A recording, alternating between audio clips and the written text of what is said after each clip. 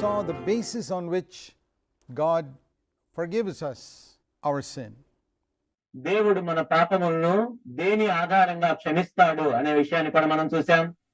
That is, through the death of Christ on the cross, our guilt is removed. అదే విధంగా అంటే ఆ శిలువలో యేసుక్రీస్తు ప్రభువారు మరణించడం ద్వారా దేవుడు మన అపరాధాన్ని తీసివేశాడు. But unfortunately for many Christians, that is all that they know. దురదృష్టవశాత్తు అనేక మంది క్రైస్తవులకి ఇదొక్క విషయమే తెలుసు.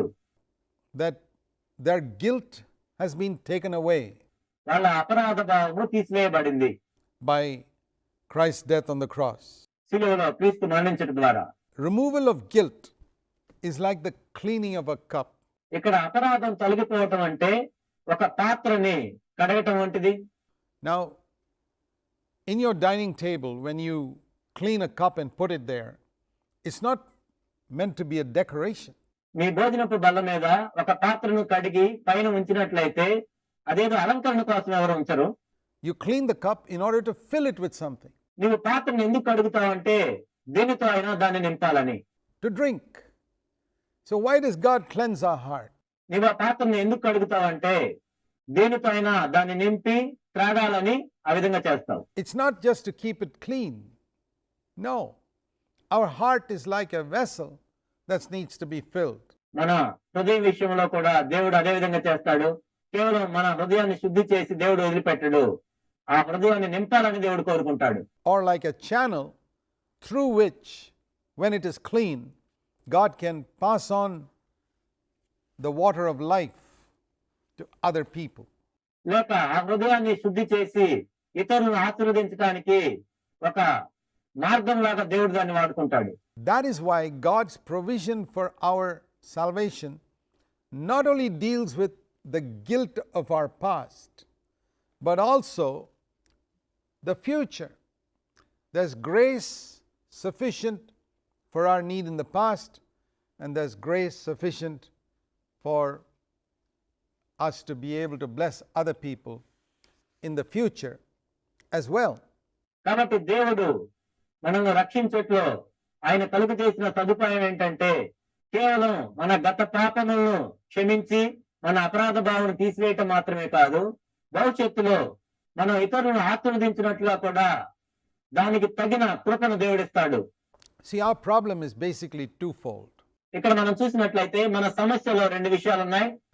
One, we have this guilt of many years and years in which we have lived in sin. ఒకటేమో మనం అనేక సంవత్సరాలుగా పాపములో జీవించి ఉన్నాం. And then, even if God forgives us, we have another problem of a nature that we have inherited from our parents all the way from Adam, which is keeping on producing sin. ఒకవేళ దేవుడు దీన్ని క్షమించినా మనకున్న మరొక సమస్య ఏంటంటే మన పాపపు స్వభావం, మన తల్లిదండ్రుల దగ్గర నుంచి ఆదాము నుంచి మనం పొందుకున్న ఆ పాపపు స్వభావం అదేం చేస్తుందంటే పాపాలను ఉత్పత్తి చేస్తూ ఉంటుంది. How to deal with that? మరి దాన్ని ఏం చేయాలి? If the good news of Christ, the gospel, only deals with problem number 1 and does not deal with problem number 2, it's not really good news at all. సువార్త యొక్క మంచి వార్త ఏంటంటే కేవలం మొదటి సమస్యను పరిష్కరించి రెండో సమస్యను పరిష్కరించినట్లయితే అది నిజంగా శుభవార్త కాదు.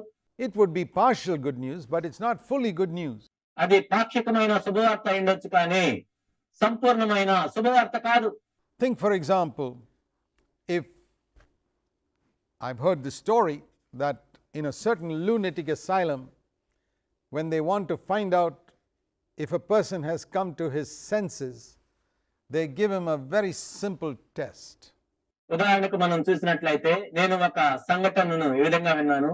ఒక పిచ్చి ఆసుపత్రిలో ఆ వ్యక్తికి పిచ్చి తగ్గిన తర్వాత నిజంగా పిచ్చి తగ్గిందా లేదా అని పరీక్షించడానికి ఒక పరీక్ష చేస్తారు. They send him into a room with a bucket and a mop. అతన్ని ఒక గదిలోనికి పంపించి ఒక బకెట్ ఇస్తారు, ఒక మాప్ ఇస్తారు. And in that room, the tap is open and the water is flowing in the room, and they ask him to mop the room and make it dry. ఆ తర్వాత ఏం చేస్తారంటే ఆ గదిలో కుళాయిని తెరిచి నీళ్లు పోయేటట్లు చేస్తారు. అప్పుడు ఆ వ్యక్తిని ఏమంటారంటే, నీవు ఈ గదిని మాపింగ్ చేయమని అడుగుతారు. Now, if he starts using the mop to wipe the floor dry without closing the tap, then they know he has not come to his senses yet. Because a man who's got some sense will close the tap and then mop the floor. Otherwise, he'll never finish. ఒకవేళ ఆ వ్యక్తి గాని ఆ కుళాయి ఆపివేయకుండా ఆ గదిని MOP చేయటానికి ప్రయత్నిస్తూ ఉన్నట్లయితే ఆ వ్యక్తికి ఇంకా పిచ్చి తగ్గినట్టు కాదు. సరిగా ఉండే వ్యక్తి ఏం చేస్తాడంటే మొట్టమొదట ఆ గది అంతా మాప్ చేయాలంటే ముందు ఆ కుళాయిని ఆపుతాడు. Because the more he mops the floor, the more water is flowing from the tap. ఎందుకంటే ఆ కుళాయి ఆపనట్లయితే ఆయన ఎంత మాప్ చేయటానికి ప్రయత్నిస్తున్నా కానీ ఆ నీళ్లు పోతూనే ఉంటాయి. Now, this is the experience of many Christians. అనేక మంది క్రైస్తవుల యొక్క అనుభవం ఇలానే ఉంటుంది. They sin, they ask Christ to cleanse them from their sin. But sin is continuously flowing. వాళ్ళు పాపం చేస్తూ ఉంటారు, యేసు ప్రభువుని కడగమని అడుగుతూ ఉంటారు, కానీ పాపం అనేది ప్రవహిస్తూనే ఉంటుంది. Then they sin some more. This tap is constantly putting out sin, and they are in an endless job of trying to mop it all up. ఇంకొంచెం పాపం చేస్తూ ఉంటారు. ఆ విధంగా ఆ పాపం అనేది నిరంతరం ప్రవహిస్తూనే ఉంటుంది. వాళ్ళేమో మాపు చేయటానికి నిరంతరం ప్రయత్నిస్తూనే ఉంటారు. Confessing it, asking the Lord to forgive them, cleanse them, again more sin. Then asking the Lord to cleanse them, forgive them, again more sin. వాళ్ళు క్షమించమని ప్రభువుని అడుగుతారు, ప్రభువు క్షమిస్తాడు, మరలా పాపం చేస్తారు. మరలా క్షమించమని అడుగుతారు, ప్రభువు క్షమిస్తాడు, మరలా వాళ్ళు పాపం చేస్తూ ఉంటారు. This is endless. This is not good news at all, really. దీనికి అంతు లేదు. నిజానికి ఇది శుభవార్త కానే కాదు. It is, in a sense, bad news. ఒక విధంగా చెప్పాలంటే ఇది చెడ్డ వార్త. But God has not given us only this one part of the good news. This second part of the good news is what the devil has hidden from the minds of many Christians. దేవుడు మనకి ఈ సువార్తలో మొదటి భాగాన్ని ఇవ్వలేదు. ఈ రెండో భాగాన్ని సైతాన్ ఏం చేశాడంటే అనేక మంది క్రైస్తవుల మనసులకు అర్థం కాకుండా దీన్ని అడ్డుబండ వేశాడు. The Bible says we have forgiveness of sins through the riches of His grace. That's the first thing that the grace of God does for us. In Ephesians and chapter 1, we read in verse 7, we have forgiveness of our sins according to the riches of God's grace. ఎఫెసీ 1:7 మనం చూసినట్లయితే దేవుని కృప మహదైశ్వర్యమును బట్టి ఆ ప్రేమియందు ఆయన రక్తం వల్ల మనకు విమోచనము అనగా మన అపరాధములకు క్షమాపణ మనకు కలిగి ఉన్నది. But there's something more that the grace of God does for us. కానీ దేవుని యొక్క కృప ఇంకా ఎక్కువగా చేస్తుంది. In Romans 6 and verse 14 it says, now that you have come under grace, sin which ruled your life till now will not rule your life anymore. రోమా 6:14 మనం చూసినట్లయితే మీరు ఇప్పుడు కృప కిందకు వచ్చారు కాబట్టి ఇంతకు ముందు మిమ్మల్ని జయించిన ఆ పాపము ఇప్పుడు మిమ్మల్ని జయించదు, మీ మీద ప్రభుత్వం చేయదు.